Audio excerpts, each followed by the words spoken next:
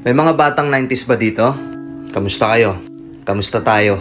Alam nyo, sa totoo lang tayo may pinakamasayang kabataan. Tayo yung mga kabataan noon na napakababaw ng kaligayahan. Tayo yung mga batang batak sa arawan kahit napagalitan ng magulang, okay lang basta makipaglaro sa mga kaibigan.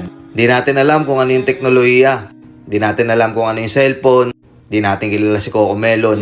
Kontento na tayo sa mga laruan natin at sa kung ano yung meron. Tayo yung mga batang halos makompleto natin lahat ng laruan sa Jollibee at McDo. Bumibili tayo ng tig-pipisong laruan baka sakaling may laruan doon sa loob. Naalala nyo?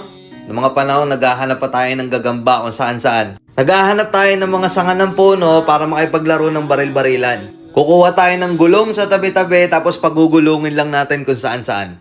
Mabibwisit tayo kapag hindi tayo pinayagan ng magulang natin makipaglaro sa mga kaibigan natin sa ulanan. Tayo yata yung mga huling batch ng mga bata na nakikipaglaro pa ng tagu-taguan. Sa totoo lang, di ba? Real talk. Tayo yung mga simpleng batch ng mga bata. Tayo yung mga batang napakasimple lang ng kaligayahan. Pero yung mga batang yun ngayon nagsilakihan na. Nandito na tayo sa tunay na hamon ng buhay. Yung struggle natin ibang-iba. Pero magtataka ka, yung mga bata ngayon iba na rin sila.